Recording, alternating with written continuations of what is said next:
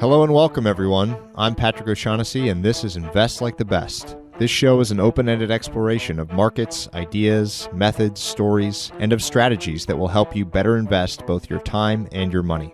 You can learn more and stay up to date at investorfieldguide.com. Patrick O'Shaughnessy is the CEO of O'Shaughnessy Asset Management.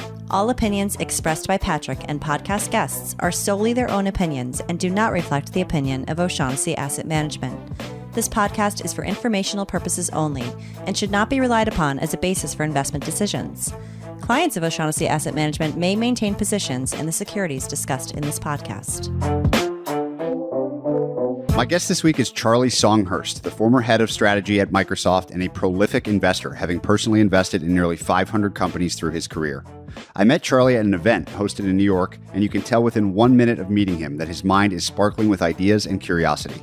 It's no wonder he's been among the most commonly requested guests when I asked several top investors and CEOs who I should have on the show. We discussed the lessons he's learned about business, investing, and people from such a large sample size of companies. I won't reveal any more here. I highly recommend you just listen to Charlie and learn. Let's dive in. Charlie, I like starting these things in a unique way, and one idea that you've had is to have people stack rank their vices of power, money, and fame. I'd love you to begin by explaining why you're interested in this idea and what you've learned from the answers over the years. So it's a two-part question. One is the virtues, which is working with people you like, working on amazing problems and having impact. And then the three vices, power, money, and fame. And you can't avoid them. They have to be stack ranked separately. And it's really trying to get at the differences between, there's no good answer, but there are definite good fit answers. So someone who's interested in power tends to be better at execution. Someone that's more interested in money tends to think more about some capital efficiency. I tend to avoid people interested in fame. But if you are doing something in showbiz, it would presumably be the number one criteria. If you think about the difference between sort of impact, intellectual interest, working with people, you really get the impression of where people are going to be happy and where they're not going to be happy. You also start to understand why certain organizations do so well. So SpaceX, if you think about it, stacks high on all three. It's intellectually interesting, you're working with amazing people, and you have huge utilitarian impact in the world. Whereas if you're working, say, in fintech, you're less likely to sort of have that utilitarian positive impact. Any especially memorable or interesting series of answers that you've gotten on the two stack ranks that come to mind? A lot of people have negative utility from fame. A lot of people start with power, and then when you push them, it's actually money, but they don't want to say it. And that's more true outside of the US culture than it is in the US. It's particularly true with Europeans. And so a lot of it is trying to get people to actually say what they truly believe, as opposed to say what they think they should say. I'm curious in what context, whether it be interviewing prospective founders, interviewing potential hires, or others, you find it most interesting and useful. All of the above. The founder one is fascinating because you actually end up going down different lines and helping them, depending on whether they answer the power and the money. Founders that answer with power tend to need help more on managing their startup capital efficiently. They tend to be the ones that spend more. They tend to be the ones that overexpand. They're often too aggressive. Conversely, the ones that answer money tend to be very capital efficient, but often slightly too cautious, slightly under-aggressive, sometimes not willing enough to stamp their authority on the company and make it the culture that it needs to be successful. When it comes to hiring or evaluating founders, apart from this two-part stack ranking, are there other favorite questions or devices that you return to again and again? I think what you're really looking for is founder market fit. I think there's a sort of mistaken concept that there's a platonic ideal of an entrepreneur. And I think maybe there's two very basic things. There's energy and there's sort of cognitive ability. But after that, you're really looking for fit. So if you take the sort of prototypical consumer founder, they tend to have more empathy for how people behave. Whereas if you take the classic enterprise founder, they tend to be more rational because in some ways you can just go and ask your customers, what features do you want, and go build them. And so you go down those different lines, and I think there's a lot of fallacy in that sort of platonic ideal. What you're actually looking for is someone who's a good fit for a business. I'd love to take a step back now and introduce you to the audience a little bit. One device that I've been using with people on the podcast is to ask you to give the thumbnail 2-minute sketch of your life and career up until this point. Studied politics, philosophy, and economics at Oxford, ended up very briefly at McKinsey, then at Microsoft, and then sort of bumbled my way into becoming an investor and do a lot of angel investing. So I think I've done about 500 angel investments. I think the actual number is 483 and about 300 in the portfolio at the moment.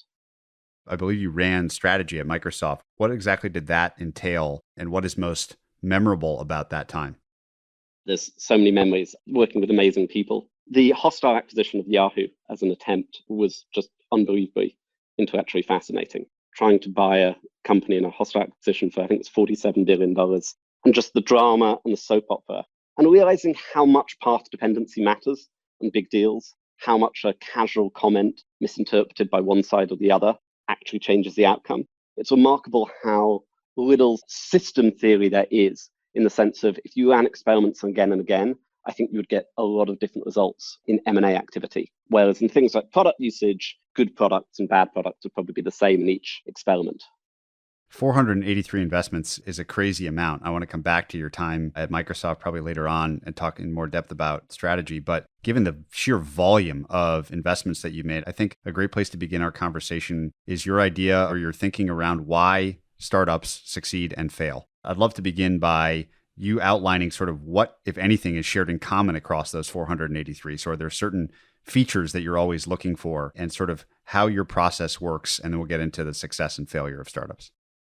In some ways, the two tie together. So I think the dominant sort of failure mode for startups is the same at each different stage. So at sort of pre-seed to seed, you basically have a failure to achieve labor productivity, which is really just a polite way of saying the team doesn't come together, doesn't gel and produce good output. Usually a team that just produces good work will generate enough sort of kinetic energy to get continuing funding. Once you're sort of going from seed to Series A, it's another single cause, which is failure to get product market fit. You're basically on the search for demand curve, and you either find one or you don't find one. And this is where you've got the highest element of pure chance in a startup. It sort of always feels akin to sort of gold prospecting in the California gold rush, which is you can be good or you can be bad, you can do the right thing, you can do the wrong thing, but there's some irreducible amount of chance. The wisest prospector with the best maps and the most intelligent strategy sometimes just won't find it, and someone will just fall asleep, put the pan in a stream, and gold will come out. And there really is a real nexus of serendipity at this stage. Then when you move to Series A, it's really all about labor productivity, but in a different form. It's can the manager scale? And one of the fallacies is most early stage startup founders think they're managers, and they're actually not. What they have is a team that's actually managing them. Because when you're managing, say, 10 or less people, and you're spending time with them every day, what's actually happening is they're managing you by inference because they know you well enough and they talk to you enough to work out what your desires are. So as long as you're articulate and energetic and sort of engaged, you actually don't have to manage. The team manages you upwards. But when you scale to 30 people, to 90 people or above, you no longer have those personal connections. And you have to move to formal management techniques. And that's like a sort of Fermi paradox great filter. It wipes out an amazing amount of startups. And the way that's evinced is a collapse in the labor productivity per person. There's a term in microeconomics called managerial diseconomies of scale. And I think in some ways, the angle of the decline of productivity per person is the difference between the sort of the stripes, the great startups, and the failures. And maybe if you're a great startup, as you go from 10 people to 100 people, output per person drops 15%. And if you're a bad startup, it actually drops over 90%, with the result that often 100 people startups produce less than they did when they had 10 people, because the managerial collapse has been so extreme. And one interesting thing is if you look at the companies get very big, maybe there's a sort of interesting explanation where one of the shared attributes was an instinct for the sort of structures and processes of management that were shared between Gates, Zuckerberg, Bezos, the Collisons, all these sort of super talented people. Because my guess is they didn't receive formal instruction on it. Their VCs and advisors weren't that helpful on it. It may be either by chance or by skill, they just sort of intuited their way through it. Then when you get beyond that sort of Series B and beyond, I think it's institution building. And one of the interesting problems is the sort of people that become entrepreneurs are often full of energy and sort of flexibility, almost a sort of combination of street smart and book smart. But there's a point where they've hit product market fit, where actually what they're doing is repeating a process at scale. And to repeat a process at scale, you need to build an institution. And often that sort of is almost anathematic to their personality. If you're going to take in revenue from 42 countries, you really need a well-developed finance department.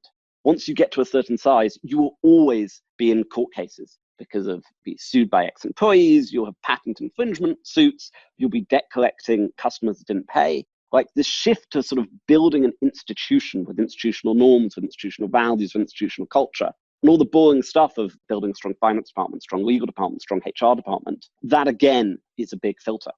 And so those are sort of filters by stages. What's interesting is some of those you can do when you sort of meet someone in pre-seed. One interesting thing is I sort of close my eyes and think, can I imagine this person in a public company conference call? Remembering I used to sit in the Microsoft, some of the Microsoft earnings calls. And I'm thinking, can I imagine them sitting as a sort of CEO next to their CFO, talking with all the sort of Wall Street equity analysts on the buy side on the phone, and just being credible enough and deep enough and mature enough to pull that off?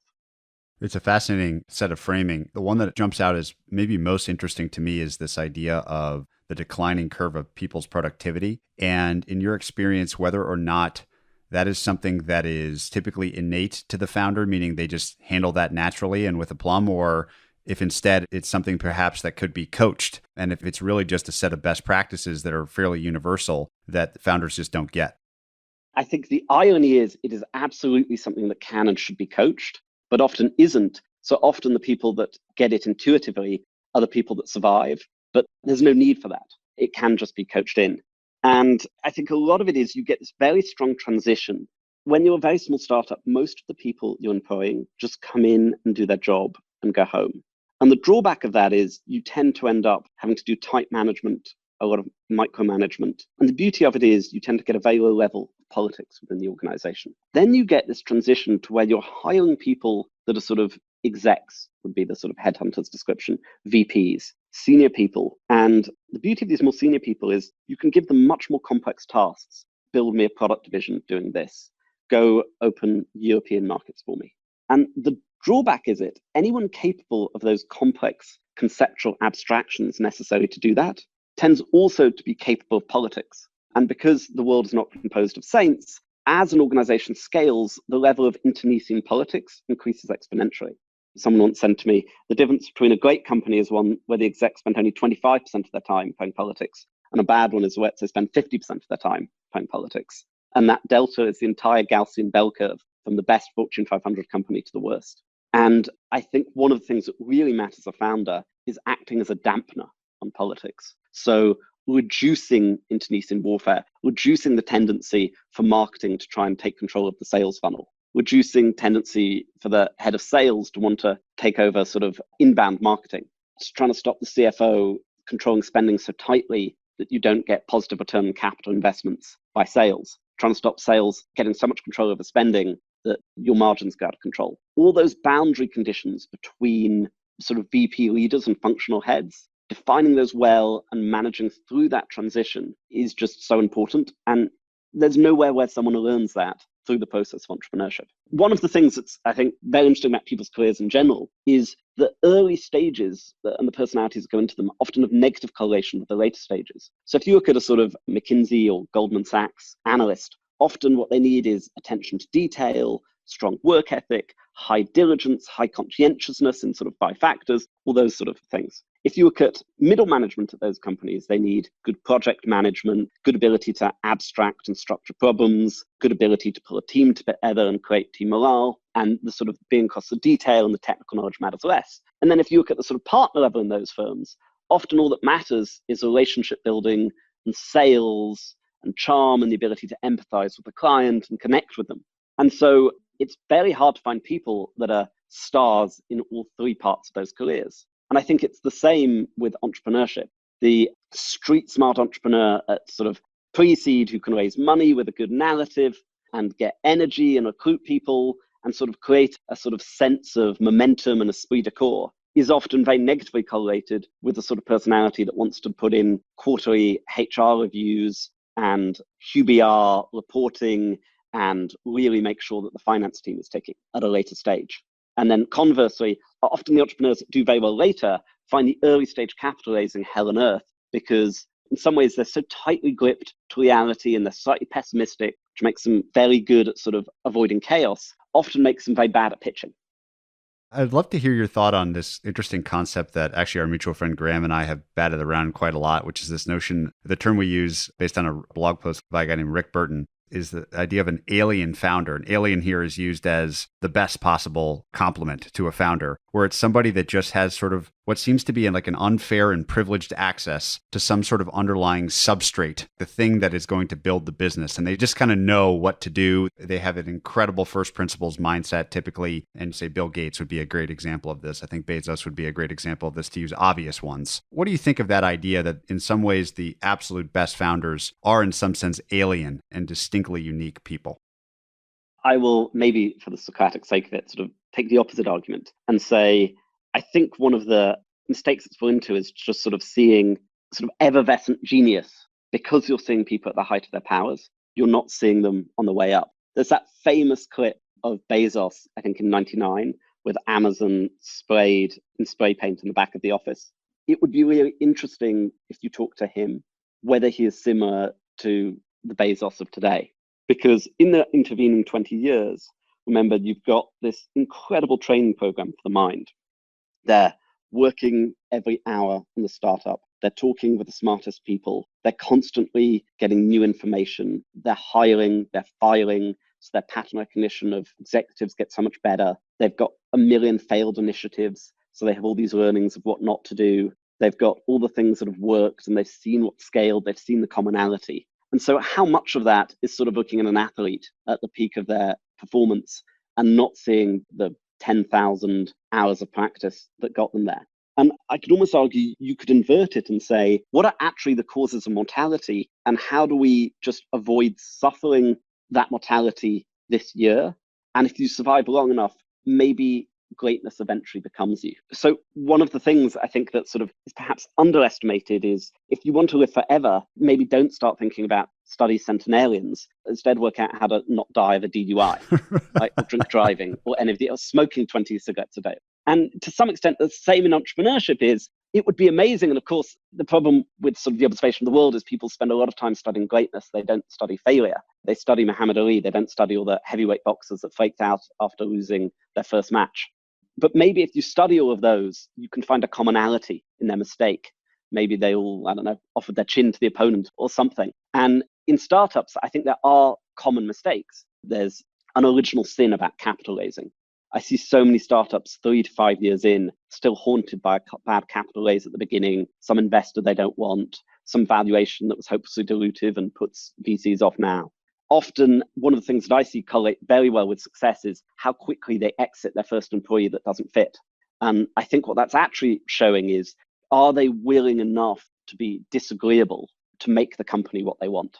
And so the willingness to cross that chasm, and often you're dealing with very young founders, that's a major inflection point. And if you don't do it, that often leads to a toxic culture and bad results. Then there's sort of more subtle maladies, like sort of turning things into an academic project, particularly with founders with very strong academic backgrounds, often in deep tech and PhDs. They're sort of like generals fighting the last, where they think of prestige as the currency because it is in academia. And so they just think if we do amazing work and we tell the world about that amazing work, good things will happen.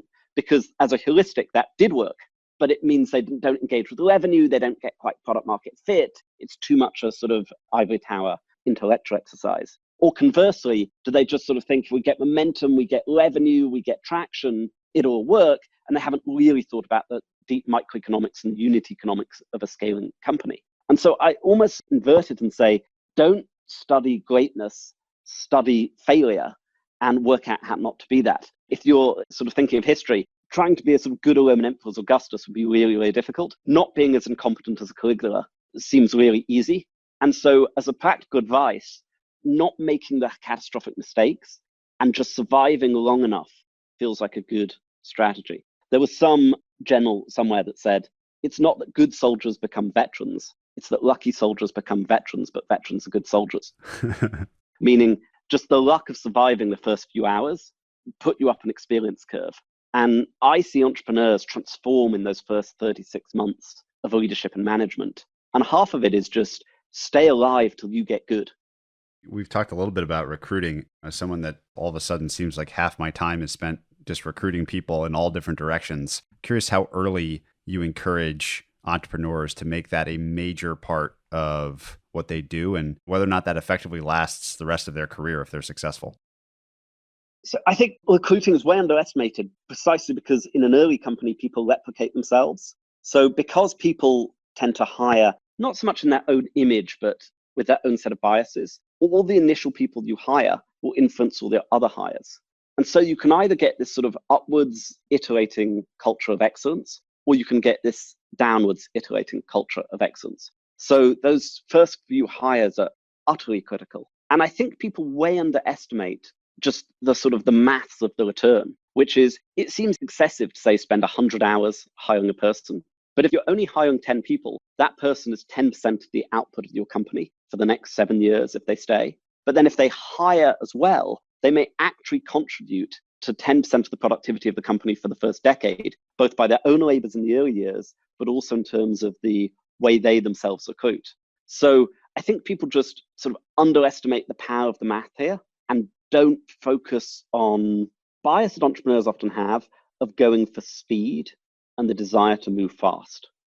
And partly this has sort of come out of startup culture because of the sort of synergies of network effect businesses, where speed often really does matter. But 99% of startups don't have strong network effects. 80% don't have them at all. Maybe 19% only have weak network effects. And in those, quality matters far more.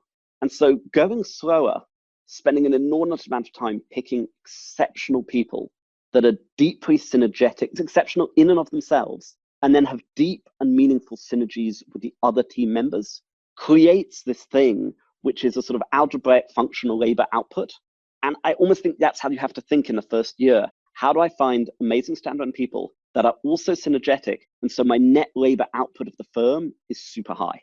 And the biggest mistake I see is when they're panicked to hire someone because they need sort of a job done. And so they just go for the earliest person.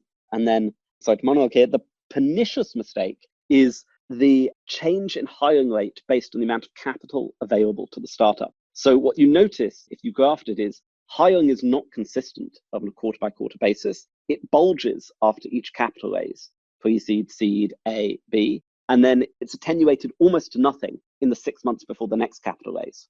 So the sort of entrepreneur is like the proverbial sailor coming into port who spends all their money and then doesn't have any months afterwards, but it's in hiring. And if you think about that, that's absolutely insane, because what's the chance that you can find, say you're hiring 10 people, what's the chance you can find 8 in the first 90 days, that it's right to find 8 in the first 90 days, and then only right to find 2 in the next 540 days? Your chance of coming across the exceptional people is so much lower than if you space that out evenly. And because you'll know the existing people and see them working together, if you hire 2 in that first quarter, each next one you hire, you will understand their synergies with the existing team so much more. What have you seen successful founders do to make sure that when recruiting, they're able to win the best candidates out there? So it's one thing to be patient and spend the time to identify them. You also have to hold out an attractive proposition to those very talented people who presumably have other opportunities as well. So what have you learned about the best recruiters in terms of how they market the opportunity and market the firm? I'll give a sort of very cynical answer and then a sort of more aspirational answer. The cynical one is just be in labor markets at a low competition. You really don't want to be sitting there in San Francisco trying to close your candidate when John Collison's trying to close the candidate as the alternative, because John's going to win. Knowing John, I agree. He's one of the great execs of his age, but you see this actually happen. Whereas if you're hiring that person in Kiev and their other option is working in outsourced IT for Deutsche Bank, it's a much, much easier win. So in some ways, what you want to find is where are the incredibly qualified people in weakly competitive labor markets? And that is a much easier filter than actually being good at recruiting, and a much more powerful one. You're much better being a heavyweight boxer who's not very good fighting lightweight boxers than you are getting good as a heavyweight boxer. And it's the same. You're better going and competing in a market where the other recruiters are lightweight because they're boring industrial firms with tenure-based promotions. So that's one. And then 2, look, it's some combination of sort of painting a vision that people want to be part of, understanding what they themselves are motivated. So it goes back to those sort of early questions. Are they motivated by working with great people? Are they motivated by utilitarian impact? Are they more motivated by things like money and power? It goes back to just getting the impression that they want to spend time with you. Do they actually want to spend every day with you as a founder? Because these companies are small. It's not like you're recruited by a big company and the hiring VP, you may be going to spend an hour a month with. You're going to spend a lot of time with this founder. So there has to be a natural desire to do this. And then third, I think there's just a sort of sense of being in a sort of gang that's going to succeed, a sense of we happy few, to quote sort of Shakespeare, of just, I want to be with this because this is going to be something that changes the world and it's going to be an adventure and fun. And that cliche, the journey will be the reward, will be true, and the economic outcome will be a reward. And when I look back, the impact will have a reward. And if you get that triptych, you'll close them. I would love your take on the sort of interesting tension between what I'll call in the US, sort of East Coast versus West Coast investing, where I would say East Coast investing is very traditional Wall Street, more quantitative, West Coast more startup-y and technology and more qualitative and almost cavalier about, in some cases, about the quantitative aspect of things. I'd love you to riff on the pros and cons of these two styles and where you see the appropriate mix of them. I think there's a sort of multi-part explanation for that. One part, I think, is the absence of existing status hierarchies on the West Coast meant there was less of an opportunity cost in sort of not joining Goldman. And you can almost do a counter history and say, maybe all this story about DARPA and the Valley and all of that is much less important than people think. Maybe you just have a new country formed of 70 to 100 million people without an existing status hierarchy. It would obviously glom onto the new tech, to the new industry. The new tech, the industry was obviously going to be tech. And so it was obvious that a sort of new country, which is really what the West Coast has been since sort of World War II, when you look at just the population numbers, the West Coast would obviously win. I think that's one part of it. I think the second part is differences in the nature of trust and zero-sumness, partly because financial markets are, in the traditional sense, zero-sum. One person's stock alpha is another person's negative alpha. East Coast investing has had this sort of sense of, I need to beat the other person, I need to get a deal. And that has led to sort of lower trust between participants. And the West Coast, and maybe it's sort of part of a California hippie culture tradition coming in, has this very high sense of trust. And if you look at sort of the convertible note, if you look at the sort of letting a founder make decisions below supervision, these things only emerge in a very high trust culture. And I'm not sure you can build trillion-dollar market cap companies without that high trust culture. I think if you don't have it, you end up building something worth $1 billion and then arguing over how to sell it or how to optimize it. And you don't get that sort of je ne sais quoi aspiration that you see in all the trillion market cap companies, all of which are on the West Coast. And then I think there's some interesting little sort of cultural foibles, possibly even actually addressed by the East and West Coast, but more by the nature of investing and maybe what people do as analysts between the age of 21 and 23. So if you spend your time between 21 and 23 building Excel models, you tend to think more about numbers. And so you tend to have a much better intuition for margin economics. And so where is the East Coast optimized over the West in the way they look at businesses? It's they collectively identify businesses with shaky unit economics, but faster revenue growth and good product market fit. And they're like, look, you have product market fit, but only because you're giving away $100 for 90. So of course you've got good product market fit. I'll give the sort of counterpoint where West Coast investors do very well is where you have a product leap that doesn't get evinced in the numbers immediately, but is such a sort of tactile and visceral experience when you use it. You have to make an imaginative leap to turn that into numbers. And there are two examples. One is the early iPhone, and I was doing some investor relations for Microsoft at the time. And it was always easier to talk about competitors than talk about yourself because you're less likely to say something you shouldn't. So you always try and steer the conversation onto talking about Apple or Google or something. And one of the things you realized is there was a bunch of investors that sort of thought Apple was overvalued when it was sort of 100, 200 billion market cap because they took the TAM of Nokia and said, even if they take all Nokia's market share, this business can't be big because phones only sell whatever it was back then. And they couldn't intuit the increase in pricing power that you were going to get from turning the phone into a computer. And the West Coast VC community immediately intuited that. And then you see the same in this sort of almost comic battle over Tesla as a stock. The Apple one we can say is a win on the West Coast. The Tesla story isn't fully written yet. But again, it's this difference between a culture that's, look, this product is so amazing, it will redefine the economics of a category, and investors saying, well, when you look at this in a spreadsheet, it just doesn't work. And I think one interesting thing in general in the search for alpha is, where do you get intuitions that are hard to make because there's no natural person to think of it? There's a public company called Xero, Xero, which is a small business accounting company. And it's headquartered in New Zealand, listed on the ASX. Its biggest market is accounting software in the UK. But the people that fundamentally understand accounting software would be people that had followed Intuit, which is a West Coast stock, NASDAQ listed, would be more the people maybe look at Intuit, they'd look at H&R Block, they'd maybe even go into Tableau in business analytics, right? And so there you had a company that quietly went from 50 million market cap to 10 billion market cap. And I'm not sure anyone intuited it because New Zealand investors weren't used to tech. The Australian investors came out of a sort of mining culture, and the US investors tended not to look at ASX listed companies. And so one thing that's taught me is trying to be smarter than other people is very hard and doesn't work very often. Trying to have an insight that you get because you sit in a different information flow just seems exponentially easier. Everything you highlight suggests exactly what's happened in the last 10 years, which is that the primary sin for public market investors is being overly quantitative. That basically anything quantitative, whether pure quantitative strategies or people that rely heavily on spreadsheets, as you say, have tended to get trounced by people that have the more qualitative fundamental insight about what will become a very big market. I'm curious how you apply those concepts in your own style of investing at an earlier stage. So obviously there's a lot of qualitative, but where does the quantitative come to play? We'll just go a little bit further on the thoughts around that, which is, I think one of the things that's very interesting is the way you model companies in Excel with the DCF. There's a sort of set of cultural norms, like trending down the growth rate to a terminal value over time, that obviously were correct for industrial era companies, the sort of companies that a KKR would buy. If you were sort of modeling Nabisco and Barbarians at the gate, it's obviously the right conceptual approach. Maybe that's just not right for network effect businesses, because instead, literally, how do you model in Excel the concept of in year 6, something becomes a standard and therefore gets sustained or accelerating growth? There was this sort of joke in the 80s of you'd never get fired for buying IBM. Well, maybe in 2006, it suddenly became you never got fired for buying Salesforce.com. How do you model in that as a concept, suddenly kicking into revenue growth?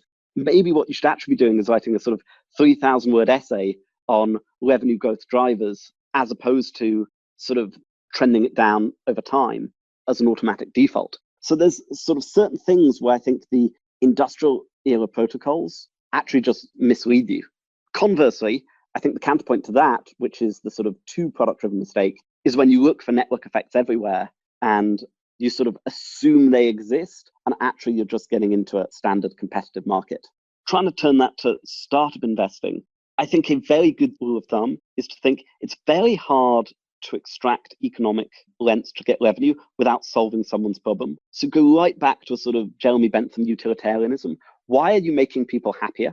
How much happier are you making them? And what percent of that can you extract as economic surplus? And what percent goes to them? So an interesting one is you pick on Google, there's lots of charts saying people would pay thousands and thousands of dollars for search. Yet Google's ad revenue ARPU per person is much lower. So potentially the utilitarian output of Google is 10x, maybe even 20x, the economic value derived from that. Whereas I imagine if you looked at something like Oracle, you would actually find the utilitarian benefits, the economic rents are a much higher percentage of the utilitarian benefits. Like there's more value capture as a percentage of the total sort of common wheel created, the total common utility. But I think even when you're talking to a company at seed, you can sort of start to have that conversation over how big a problem are you solving, how many people are you solving that for, or how much money have those institutions got to spend on your product if it's in the enterprise. And then if that's utility created, that's part one, how big is that? And then two is, what are the competitive dynamics in this marketplace? So how much of that utility will you capture and how much will just be given to your customers as consumer surplus? And one of the sort of interesting, wonderful tragedies of the economy over the last 40 years is there are so many companies where 110% of the economic energy passed over to consumer surplus. So you just had massive increases in living standards, sort of accidental Wikipedias. So there's very strange examples like LCD televisions. Everyone switched from cathode ray tube to LCD in the early 2000s. That's an increase in human utility, but no TV companies made money because the market was too competitive. Same with things like improvements in consumer modems, routers, switches. You don't see 200 billion market cap router companies like Intel, but we all benefit from far faster speeds than we did 20 years ago. And so what you're looking for as an investor is high utilitarian outcome and the ability to capture it. Are there markers of that latter piece, the ability to catch it, that you see again and again that interest you? Most extreme is obviously network effects. Obviously, you have to get these in marketplaces. You get them in anything with the classics, Metcalfe law. You get this in examples where, talking to a company earlier today, you combine data from other companies to generate insights. So each time you get a new customer, you improve the product for all the existing customers because you get a bigger data set to work on. Strangely, I think spotting them has less use than spotting the fallacies. If we go to data, there's an amazing sort of the last gasp of a company whose unit economics don't work is the values in the data. And 99% of the times that isn't true. And the idea is that you've got a unique data set that's going to be incredibly valuable, maybe for advertisers, maybe for other customers, maybe for enterprises, because of the insights to be generated. But it actually turns out most data sets will get you the same insight in people. There was once a company, I don't know if it's true from best principles, but they said that if you gave the last 5 browsing sites that someone had been to, or their last 5 latitude, longitude locations in real space, or their last 5 Google search terms, or their last 5 credit card purchases, you could basically get to the same level of accuracy on that person's predicted behavior, which means there's a sort of false mirage of an oasis, which is there's going to be value in the data, and it turns out to be a mirage because there's so many other ways to get to that answer. And so half the time what you're looking for is sort of the exact opposite. It's where it appears there should be value capture, but there won't be. I asked once a group of people what, if any, specific sector or category of companies they would invest in if they could only choose one for the rest of their career. And one person said communications, because you'll always have some monopoly to pick from, which is sort of a classic expression of the network effect idea. I'll go for, if you pick 2 axes, one axis is boredom and the other is complexity. You want highly boring and highly complex because everything in the universe is a supply and demand curve, and you just get insufficient supply of entrepreneurs in the highly boring but highly complex space, and therefore you get elevated returns. So if you go through the quadrants, you've sort of got the whole simple side, boring and simple and complex and simple. It's just too hard to get differentiation without enough complexity. That's when you get commoditization. If you go for interesting and complex, you get brilliant entrepreneurs. This is a problem, say, with space tech as an area of innovation. Every single person involved with space is basically a brilliant genius who's passionate about their work and loves it. And so very, very strong competitive dynamic. On the other hand, if you hang out in audit software, accounting software, you're sitting in an area that's complex, but no one wants to boast they do it at a dinner party. And what you might call the sort of spiritual rewards of the industry are lower. And therefore, you just get less supply of entrepreneurs. Therefore, the chance of every entrepreneur succeeding is significantly higher. Do you think that 2x2 matrix squares with, say, the $1 trillion club today of Amazon and Apple and some of the FANG stocks? Do you think that they generally were, at their start, bored? No, I think it would more work in the sort of case of Salesforce, Workday, Tableau, Datadog, all those classic enterprise SaaS names. I think the truly exceptional ones are so idiosyncratic, there's no way to find them, because if they were predictable, you would get so much competition, they wouldn't exist. Interesting when you look, say, at Google, how many failed search companies preceded them? Alta Vista, Excite, Lycos, InfoSeek, Ask Jeeves. Imagine that someone sent you something about Google when it was a small company. You'd say, oh, it's just another search engine.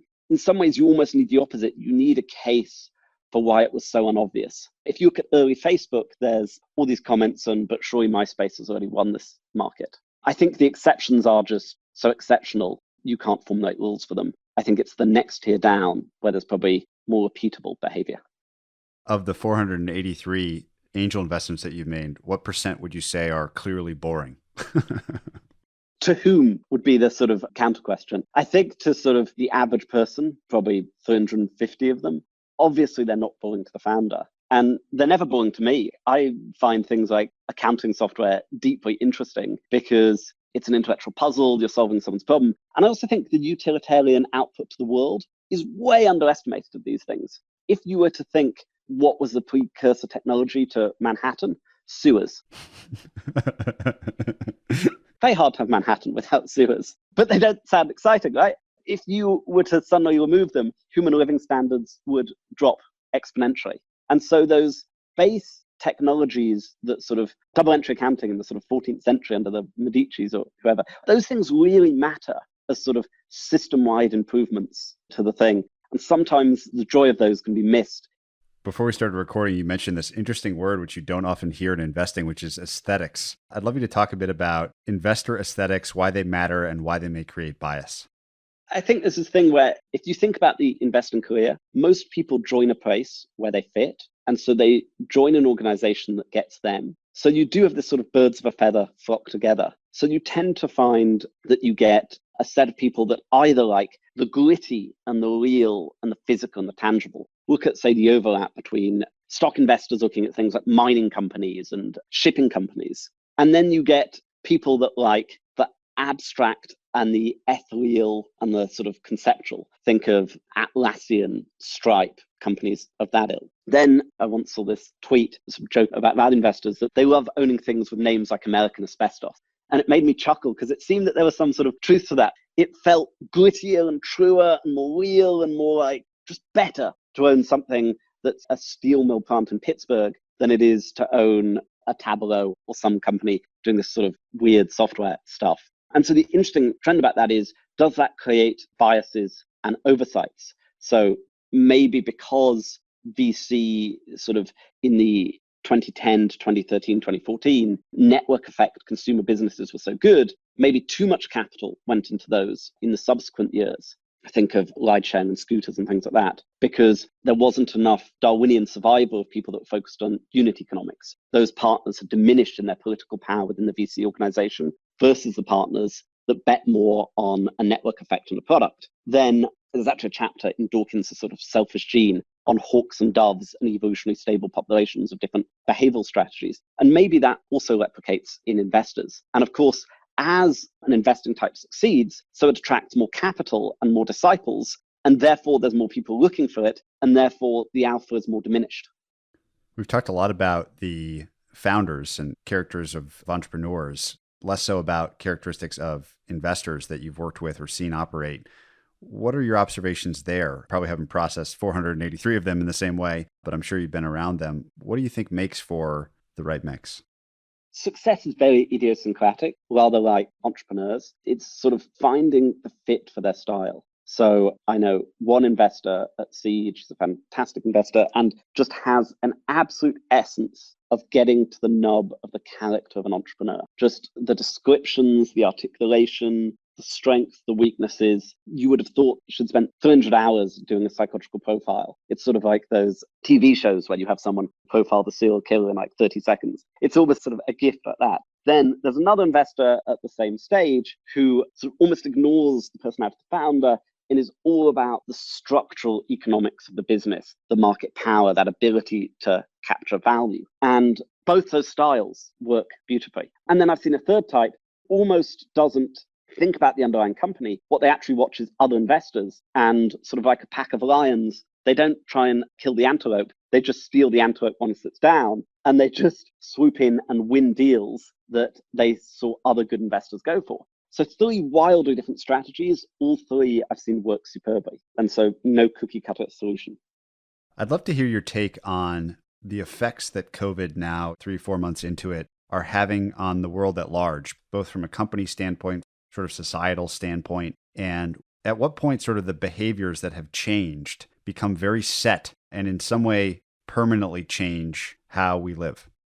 I see 2 main effects. One is this sort of tech acceleration. You've got this shift in behaviors that would have happened only over the long term from demographics. There was a sociologist at Microsoft who once said, look, there's a thing called the rule of 1975, which is people born before that just never had computers at school. And so they'll never have the same intuitive behaviors as people born after that. And it sort of reminded me of the Einstein, or maybe it's Einstein comment, of science advances one funeral at a time. And so in some ways, the natural movement of progress is as generations of people get older. Video gaming is a classic example of this. It was seen as something only for kids until those kids grew older and kept on doing it. I think COVID has changed that, because what you've had is 70 and 80-year-olds get on and use Zoom and use digital apps in a way that was much more akin to 25-year-olds. That's a permanent one-off shift. And you always see it in the numbers for all e-commerce startups. Every e-commerce startup, the numbers have gone insane, to the point where you almost start wondering whether they've made a mistake, because it can't be that good. You can't get that fast an acceleration. But no, it really is that fast an acceleration. And my guess is the emotional experience of retail will just be less appealing than it was. And so even in a world of reopening, my guess is you get this continued elevation of e-commerce. And then once people have shifted from doing some activity like going to a bar to playing some video game competitively, probably a bigger percentage of that will stick than seems obvious because this has lasted long enough that you get habit formation. It's certainly longer than the 30 days that that's formally meant to take. Then there's a much more subtle impact, which is you've definitely had a globalization of investing. One of the things that I never made any sense to me was investors that define themselves by geography. So they were in Berlin and they invested in companies in Berlin because the commonality in running a startup by geography seems almost de minimis, whereas the commonality of, say, fintech globally seems much more similar to each other, or quantum computing startups globally seems much more similar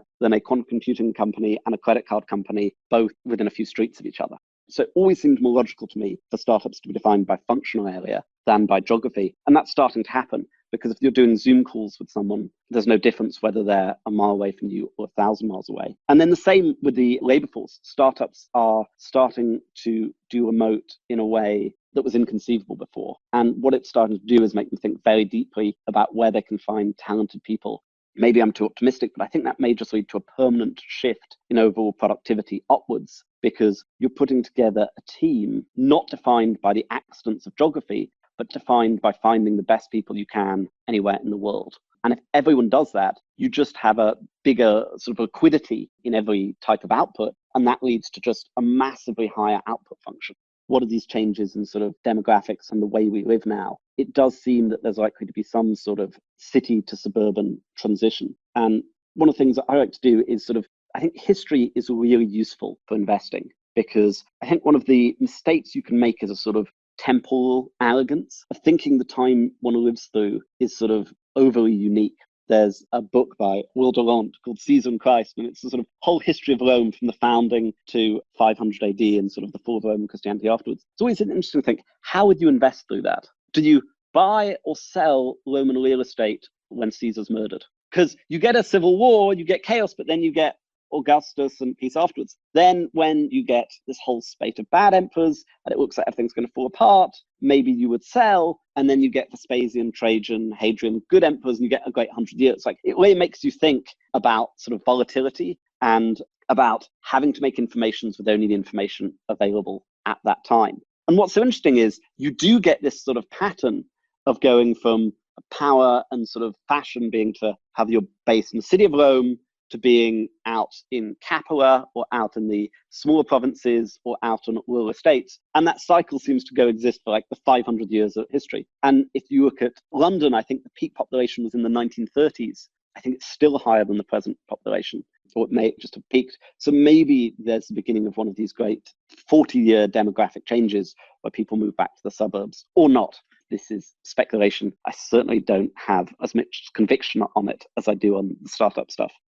What do you make on the other end of that barbell? So certainly agree that the far off collaboration is probably going to permanently change. I've seen it happen just personally in many examples where now you don't care where the person is zooming in from. It opens up an enormous pool of talent and you seem ridiculous for not having tried to tap that earlier. The other extreme would be like hyper local. What I've also noticed is the middle is gone. New York City for me, which is 50 minutes away, is way less relevant, but my town is now way more relevant and the people in it. Do you think there's investing opportunity there? Or I would just be curious for any thoughts you have on kind of the local community versus the distant Zoom.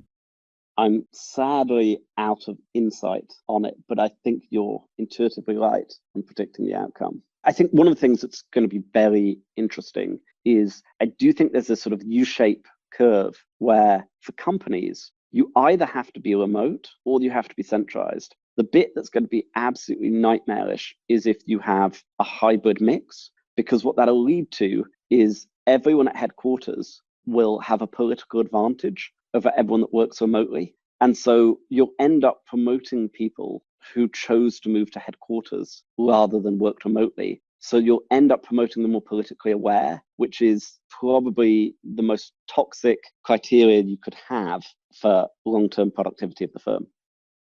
As a quick aside, Sarah told me to ask you about crypto and farmland. And I'm curious if those are meant to be topics that are grouped together in your mind or separate. And of course, I'm interested in your thoughts on both.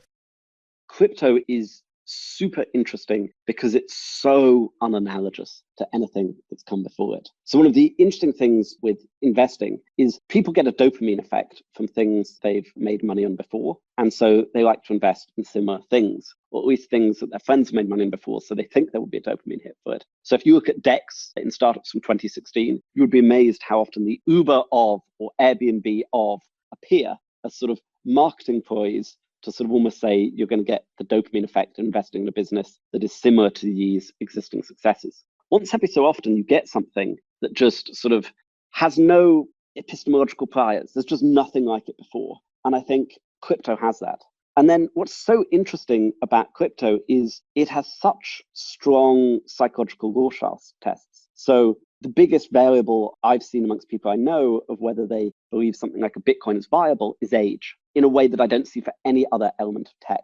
Younger people find digital money more intuitive. Older people find it less so. There may also be something subtle there about the strength of the nation state. Then US investors find it less intuitive than non-US investors because they think of the US government, say, banning crypto like FDR confiscated gold, and so they think of it as unlikely. Whereas if they're from a country like Belgium, it's less obvious that your government really has the capability to do something like ban crypto. So all these strange variables like the size of the country you're in and the government capability affect your conception of its viability. And then it's also interesting within crypto itself that you have these two major platforms, Bitcoin and Ethereum, and they sort of attract different investor types. So Bitcoin's got this sort of association almost with Austrian monetary policy, with sort of gold, with preservation of value, with this sort of very trust minimized, sort of slightly dark, slightly almost gothic view of humanity and sort of Bitcoin as a sort of place of greater safety. Whereas Ethereum is much more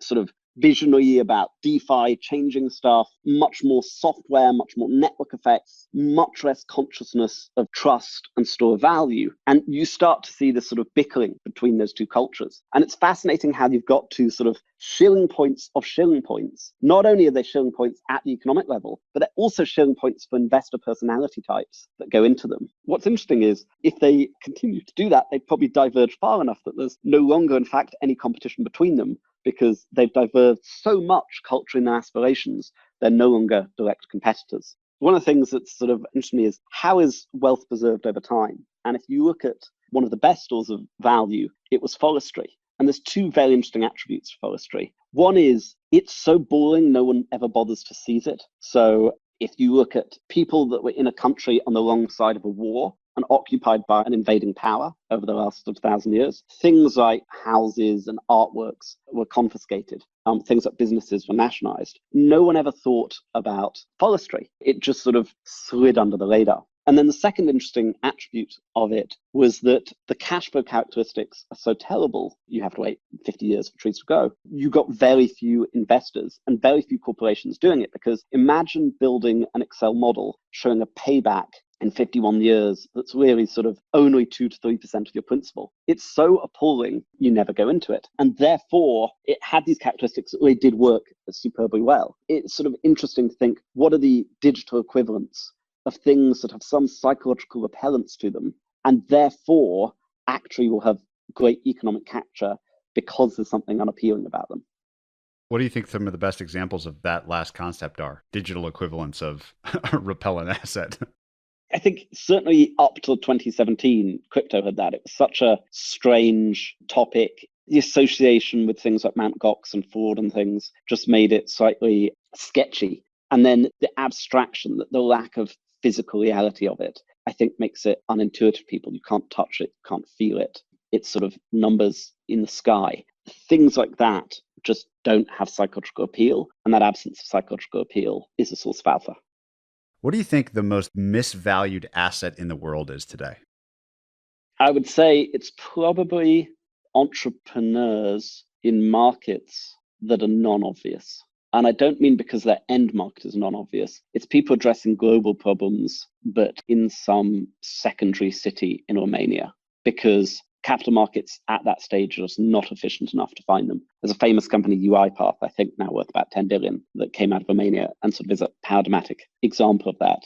I think if you were to say, where is there a call option? It's probably something in crypto. It may exist or it may not exist. I think one of the great questions is everything in that space now Alta Vista, Excite, and Lycos space, or is it at the Google and Amazon stage? That's a very, very hard question to answer in foresight, irritatingly obvious in hindsight. But it does seem there's a probability mass of something being very big there, because there's something about finance where it's demarcated by nation state, even though it's a pure electron good. And so anything that's just pure numbers in the sky should actually be globally scalable, but it isn't because of the existing finance regulatory environment and the existing historical paths of sort of banks when they were physical institutions. That makes me think this globalization of finance has the potential for multiple $1 trillion market cap companies over the next decades.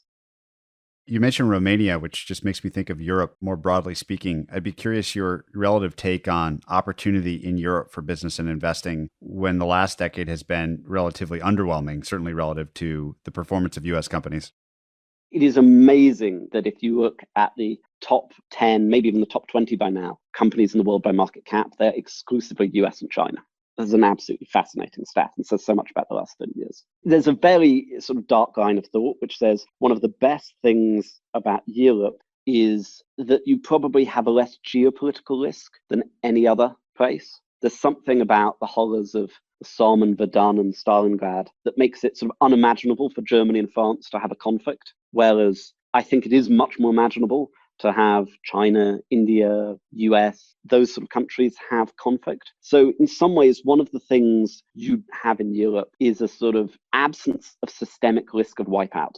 Because if you look at what really destroys investing returns, it's geopolitical conflict. If you look at the collapse of European wealth in World War I, World War II, it's just absolutely epic.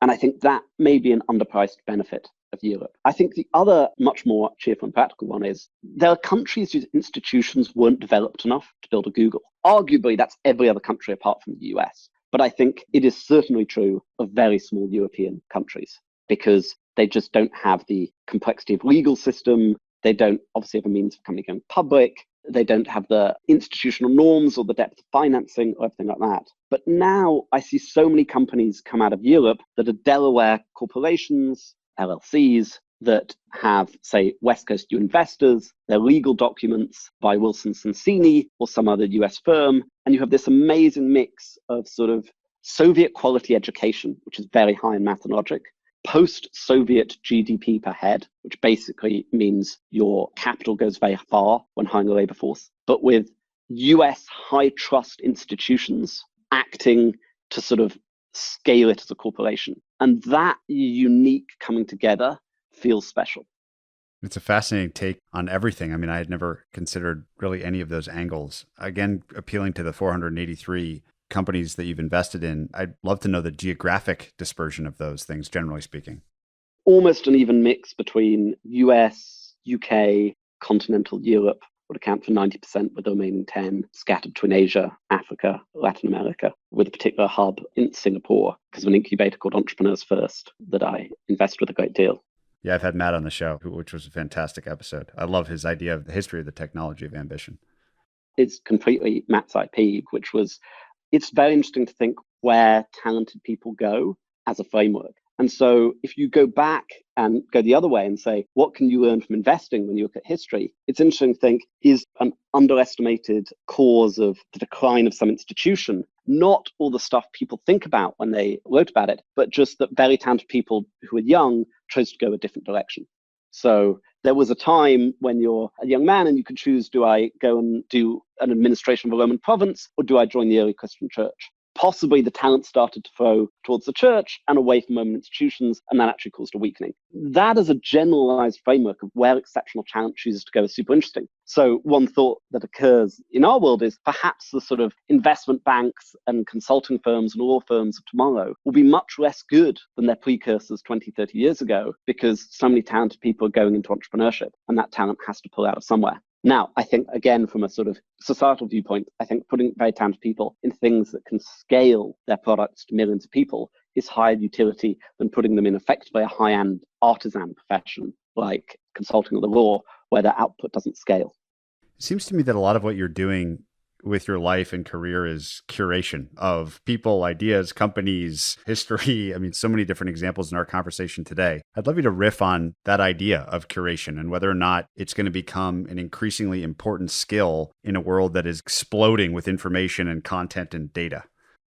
Very simply, is if you think back to sort of 30 years ago, your basic problem is lack of information. So you sort of read about capital markets investors in the 90s, and they're reading SEC filings, they're reading sell-side reports, they're trying to get time with management, but it's a fundamental lack of information problem. Now you look at the massive growth of available information, and I think it becomes much more of a filtering problem. And in some ways, the best way to filter is to have second stage filters before your filter, which is just to find amazing people and use them as filter points. So there's a sort of phrase, which is, if you hang out with people smarter, harder working, and morally better than oneself, you always live in a funnel of positive serendipity, because effectively you're dragged upwards to the mean benchmark, which is higher than oneself. So that's what I try to do.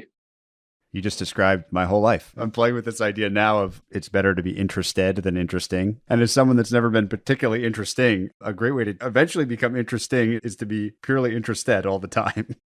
Yes, 100%. And I think actually, if you could overlay amazing people in a unique configuration, you get an information flow that is both accretive to you, it pulls you up, but is also a unique lens in the world. And from unique lenses, you get unique opportunities.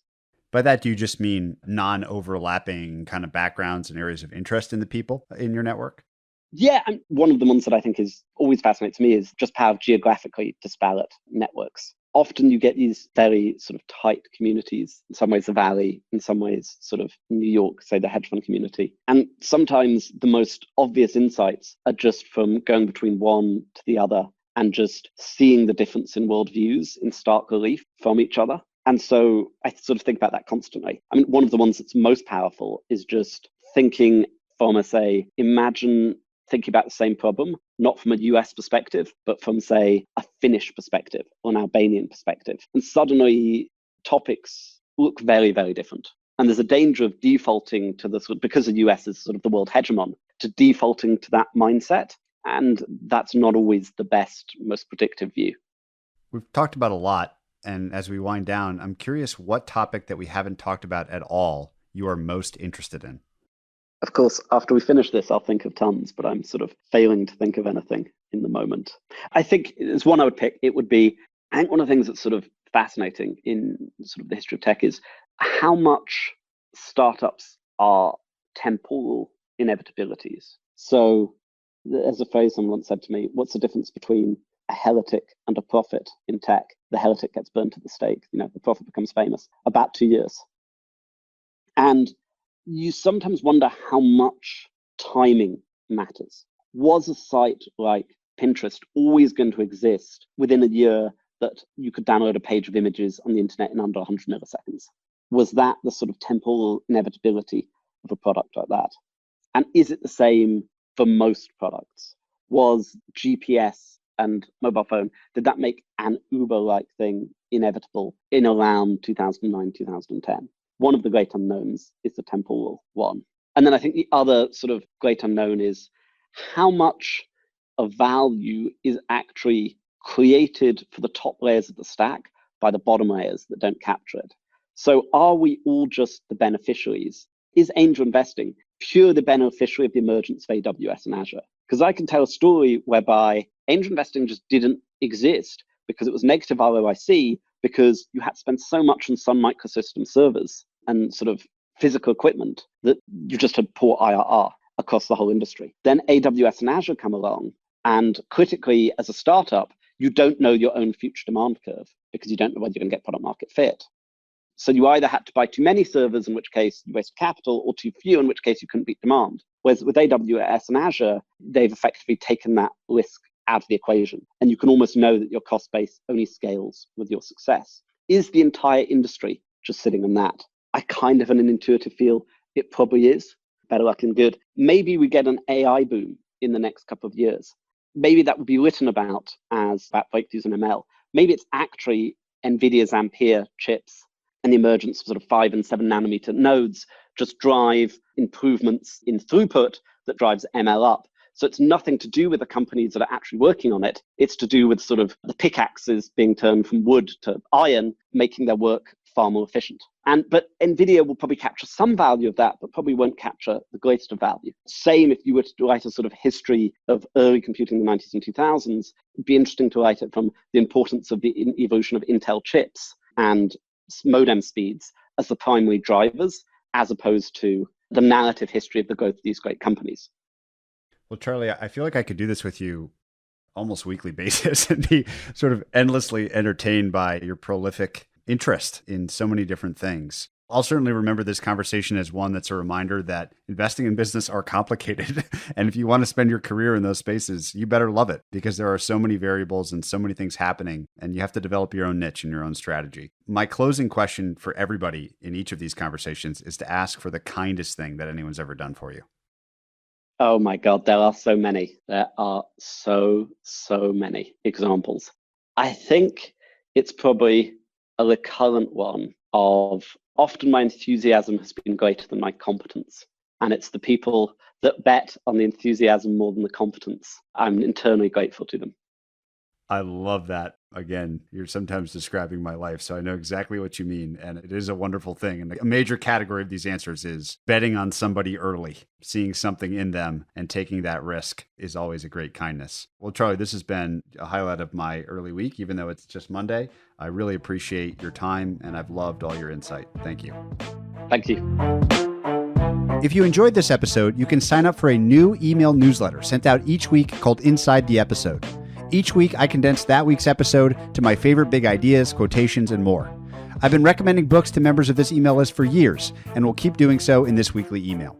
You can sign up at investorfieldguide.com/book club.